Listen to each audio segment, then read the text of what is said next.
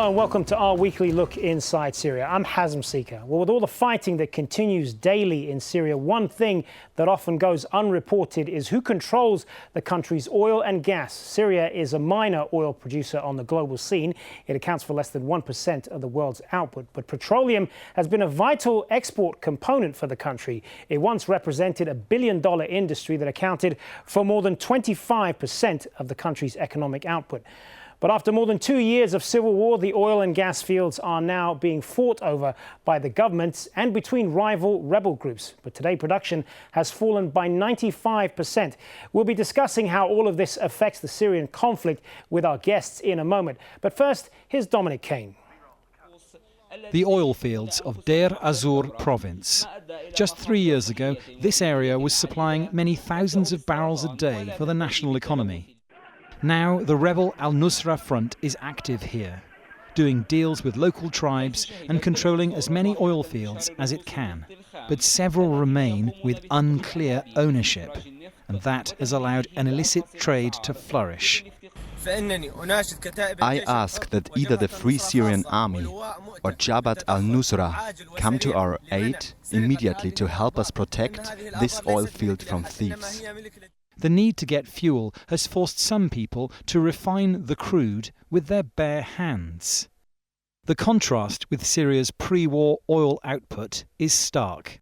In the last year, for which we have figures, 2010, Syria's proven crude oil reserves stood at around 2.5 billion barrels. That year, its oil industry produced 385,000 barrels a day, generating billions of dollars in projected sales and representing more than a quarter of Syria's economic output. Analysts say that means whoever controls the oil fields could gain an important advantage in the civil war. The oil is key here.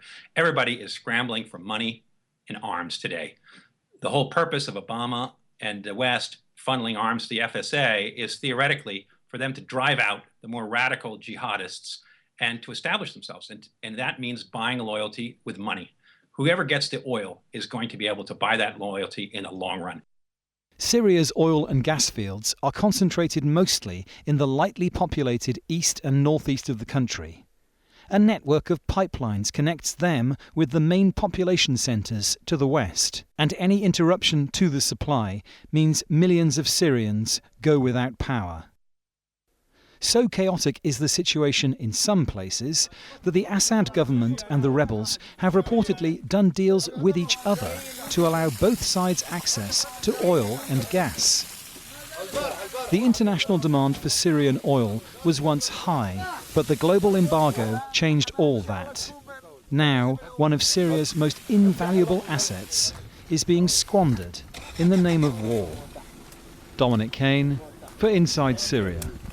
Now, the EU import ban on Syrian oil and petroleum products was imposed in September 2011. But in April of this year, the European Union decided member states could support the Syrian opposition. According to the EU Foreign Affairs Council in Luxembourg, the 27-member bloc approved 3 types of transactions with Syria. Now, they involve imports of oil and petroleum products, exports of equipment and technology for the oil and gas industry, and investments in that industry. The EU's decision to lift oil sanctions to help the Syrian opposition back in April has led to a scramble for control over wells and pipelines in rebel-held areas. It also helped consolidate control over key resources by some hardline jihadist opposition groups like Jabhat al-Nusra. Now, the Syrian government has taken aim at the EU's decision to lift the oil embargo for the rebels' benefit. The Foreign Ministry said neither the EU nor any other party has the right to take any measures that would affect the state's sovereign rights over their national resources. The EU countries have gone even beyond that to allow the possibility of investing these resources in favour of one group that claims to be an opposition and represent the Syrian people, while it actually represents no one by its masters and their interests that are connected to foreign sides. We'll discuss the issue of Syrian oil and whether or not this will become the fault line in Syria's war. We're joined by our guests in Manchester, al-Abdah, a member of the political office for the Syrian National Coalition. In Paris, we have Gearoid O Colmain, an independent political analyst, and in Istanbul, al-Azm, associate professor of Middle East History and Anthropology at Shawnee State University in the US state of Ohio. Good to have you all with us, gentlemen. Gearoid O Colmain, if I could start with you. How much oil do the rebels control then in Syria, and how is it split up? Well, it's very difficult to determine what the rebels control. The latest reports show that they've been trying to refine their own oil. They have been routed from many parts of Syria by the Syrian army now. This is a complete mess, by the way. These rebels are now fighting among themselves. They're fighting over a lot of the oil refineries. The ecological damage is extensive. So it's very difficult to determine how much they control. They are being defeated progressively by the Syrian Arab Army, I think. So it is imperative now that this conflict ends, because first of all, the EU's decision to trade with these rebels, these terrorists, by the way, this is what they are. These are not rebels. We're talking about 29 different countries participating in this war. Jihadists from 29 different countries. Most of the massacres of this war have been committed by these people. And now we have the European Union saying that it's going to deal with these people. It's actually going to purchase oil from them. This is obscene. It is absolutely obscene. It's a violation of international law. And it makes a mockery of the United Nations. And this should be stopped. Quite frankly, the rebels are the ones who have been committing most of the massacres in the country, and they've been robbing and stealing and looting and raping. And it is impossible to determine how much of these oil fields they control. Homs, of course, was one of the places they had until quite recently. But I think the Syrian Arab Army now is re-establishing control over extensive areas of the country. And so, all right. Well, hopefully that will continue. You bring up a number of points there, and I want to put some of that to our SNC guest, Anas al-Abdah. This EU decision back in April was meant to benefit what were seen as moderate rebels in Syria. But as it stands right now, all the evidence seems to suggest the National Coalition hold very little of the country's oil wealth in its hands. Well, first of all, let me say that our friend from Paris is anything but independent. It looks like he's taking the side of the Syrian regime completely. He forgets that the United Nations has already said that the majority of the crimes against humanity perpetrated by the Syrian regime and by the Syrian army. It is the Syrian army who has the ballistic missiles, which have been used for the first time in history against its own people. And also it has tanks and planes that are targeting civilians on a daily basis. It's really amazing to hear what he just said. But my question is about the control that the Syrian National Coalition, what are seen as the moderate opposition groups, have in Syria, because the accusation is that these oil purchases are effectively financing al-Qaeda in Syria and all of these jihadist groups like Jabhat al-Nusra. Let me go back to the decision which was taken by the EU. The EU decision, which was taken back in April, was a symbolic one. It basically will enable the Syrian revolution to finance itself, to self-finance itself through the selling of oil. And this can only be done by member states of the EU with a legitimate executive body. And this legitimate executive body will be sanctioned by the National Coalition in the form of either a temporary government or an executive authority. So unlike what other people believe, this decision, the EU decision, can only be carried out if it's done between member state and a legitimate body in Syria, sanctioned and approved by a national coalition. This is a very important point to highlight. Secondly, I think every person or company who've been smuggling oil from Syria will be held accountable sooner or later. because they are doing this in an illegal way. And we said it very clearly from the beginning that whoever is involved in this, either from the Syrian rebels or from the companies who are facilitating these smugglings, which is will be held accountable, and it is also affecting the environment in the eastern provinces in a big way. We have the ability to control the situation there with the help of the Syrian Free Army, and we've already spoken to the Chief of Staff within the Syrian Free Army about this, but it can only be done if we have the support of the international community. The oil wells in the eastern provinces are controlled by two groups. The majority are controlled by tribes, which we already are talking to, and they are happy to let us have control over these wells, providing that we give them some fees for the protection of these wells. And the other group is the Nusra group and the state of Iraq and Sham Islamic State, which is affiliated by al-Qaeda.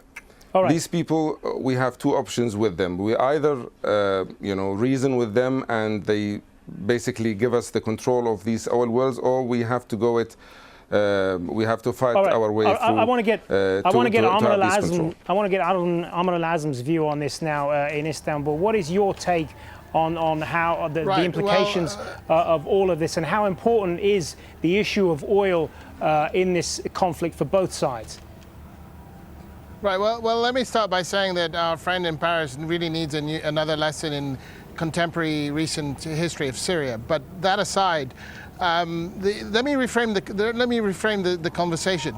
Look, a lot of the oil fields, oil-producing region in Syria is outside government control, outside regime control, I should say.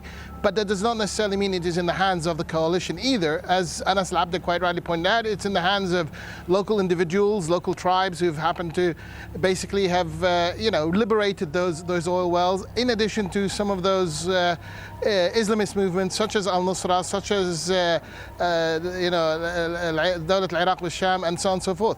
Now, the question is going to be and the challenge for the coalition is going to be, how does it manage to persuade these, whether it's private individuals or private sort of groups, or essentially those Salafist, radical, like Nusra or Iraq and Sham, to hand over these wells. And I think that is what is unclear, given the fact that the coalition does not really have the sort of military power or influence on the ground to enforce such a decision or such a demand.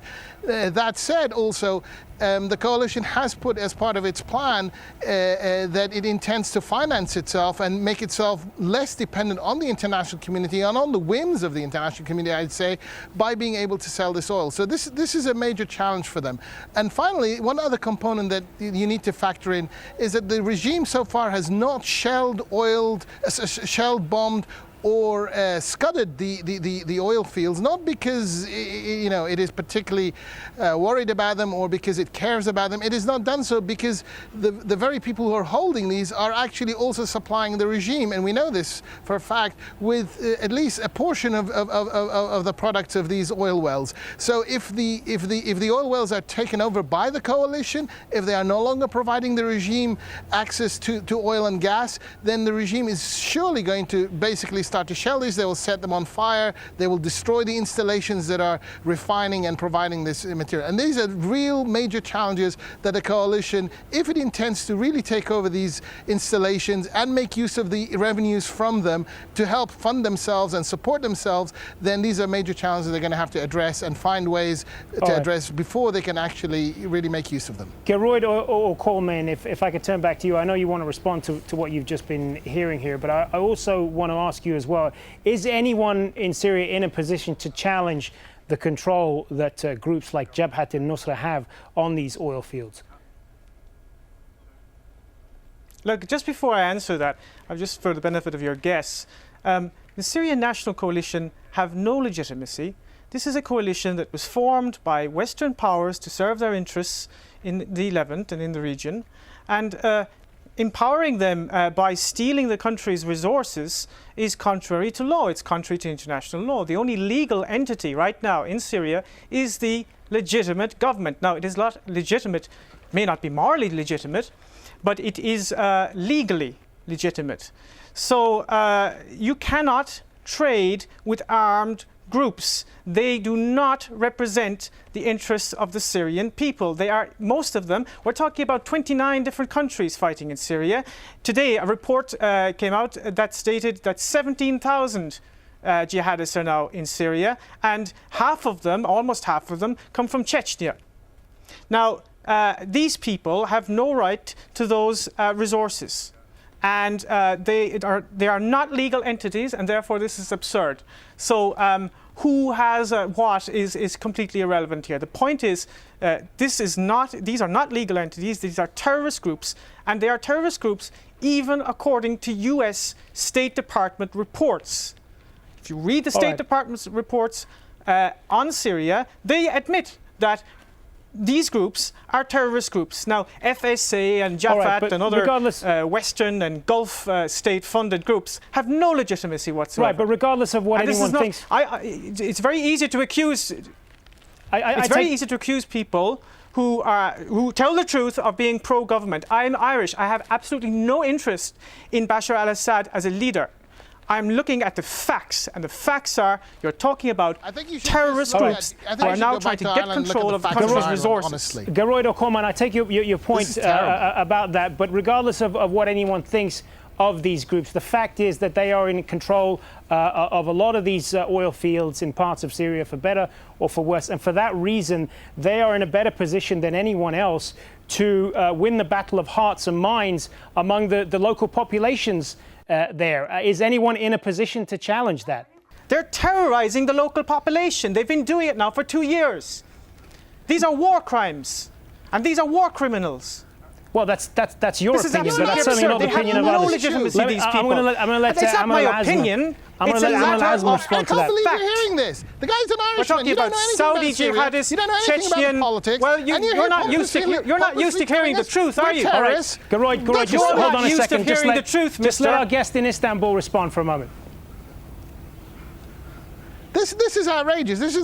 You have this Irishman claiming to be, reading the fact. He knows nothing about Syria. He knows nothing about the facts on the ground. Irrelevant here. You don't know anything. Let's talk because about if facts. you did, you wouldn't be saying what you're spouting is absolute rubbish. I'm sorry. You have no idea what you're talking about. And look, calm down and let's talk about facts. No, look, you are not Syrian. You have no idea. We are Syrians. You're not used to hearing facts, mister. You're not used to hearing facts. We are Syrians and we are better placed to make decisions about where we wish to be. And we don't need an Irishman to tell us that. Just let Amr respond, and then I'll turn back to you, Gearoid. I've responded. I don't think I need to say much more than I've said. The man is completely off the scale here. He's ignorant. Basically, he is ignorant. Yes. Gearoid, go ahead. He's very ignorant. Thank you, Anas. That's it. Yeah, that's it. I don't have to say anymore. He's just hijacking the whole episode, the whole program, and he's just saying the regime's propaganda. I'm allowing you to speak. I'm giving you loads of time to speak. It's very amusing to hear the two of you and your hysterical outbursts. Look, you cannot, under international law, you cannot deal with armed groups. Okay, states. No. There's a protocol under international law. Look, I'll quote it for you. For example, the 1962 resolution 1803 on permanent sovereignty states, violations of the rights of peoples to sovereignty over the national wealth and resources is contrary to the spirit and principles of the Charter of the UN and hinders the development of international cooperation and the maintenance of peace. Okay? Now that's the UN. That's the legal position on this. All right. Okay? Now, what about the UN Declaration of 1981? What's the legal position on a dictator massacring his people? And what's interference. Excuse me, don't interrupt me, sir. I didn't interrupt you. At his cities. What is the legal position about somebody who imprisons 250,000 people and they're disappeared and we know nothing about them? What is the legal position when members of the Shabiha, the regime's own militias, go into villages and massacre them in front of us? Right. What is the position on any of these things? What is the position on a dictator dictatorship that has ruled Syria with a rod of iron for the last 50 years, and people like ourselves have been imprisoned, tortured, and basically driven out of our home. All right, gentlemen, let's just what you're talking. Let's just let cooler heads prevail. The two of you are obviously not going to agree on this. I want to move on to another. I want to move on to another issue, if I may. The legal position. Hold on a second, Gearoid. Let's just move on to something else for a moment now. No, if I want to turn back. Respond in 2 seconds. All right, then briefly. No. The legal position is, if here today in Paris, if we had armed gangs going around with Kalashnikovs, trying to take over the city, I tell you what the legal position would be, and I tell you what the legal action of the French government would be. They would send in the Air Force. We would have the gendarmerie on the streets, and we would have the military on the streets, and they would arrest them, and they would kill them if necessary. That's all right. Because states have the right to defend themselves, and that is the legal position, okay? Now, you can talk about torture all you want. al-Abdah, you want to respond to that? Every country in the world tortures, okay? al-Abdah, go ahead. I'll not be lectured by an Irishman about revolutions. I'll not be lectured by an Irishman about revolutions. All right, Amr, let's just calm down for a moment. I want to let Anas respond to that. Yeah, I think he's got it completely wrong, because the EU member state will not deal directly with the rebels on the ground. They will deal with a legal executive body, approved by the National Coalition. And by the way, just for the interest of everybody, the National Coalition has already been recognized as the legitimate representative of the Syrian people. So it has got a legal status. By whom? It is the sole representative of the majority of the countries in the world. More than 130 countries have already recognized the National Coalition, recognized by 130 countries in this world, including the European countries, recognize the National Coalition as the sole representative of the Syrian people. And this has got a legal status, and this legal status will enable the EU member state to deal with the National Coalition on this major issue. Up till this point, there has not been any kind of selling or purchasing of oil at all. And until the National Coalition comes with the executive legal body, then we will see this selling of oil. What's happening at the moment is only smuggling, and some companies are facilitating that, and these companies and those individuals will be held accountable. But up till now, if we're talking about the legal side, it will only happen with a temporary government approved by the National Coalition. al-Azm? Yes, no, I have to agree with what Anas said there. Is he left? Really, we need to have basically a recognized international body, recognized Syrian body that is able to take over these resources. These are national resources. They belong to the Syrian people. They are not the private property of the Assad regime or of those groups that are right now holding it. Once we have this, once the coalition is able to take over these, then these resources will be put to good use, put to the use of and the service of the Syrian people as a whole, and not the private funds of the Assad family. That said, I still repeat that there are major challenges in front of the coalition in terms of how it achieves this and how it also ensures the protection of these oil fields, which up to now have not been attacked by the regime, primarily because they continue to also supply it with its needs. As soon as that stops, I think the regime will basically put all its firepower on them. It will attempt to destroy these installations like it has destroyed so much else of the country when it falls out of its control, and we could expect the same, and that would be a terrible tragedy, let alone an environmental one.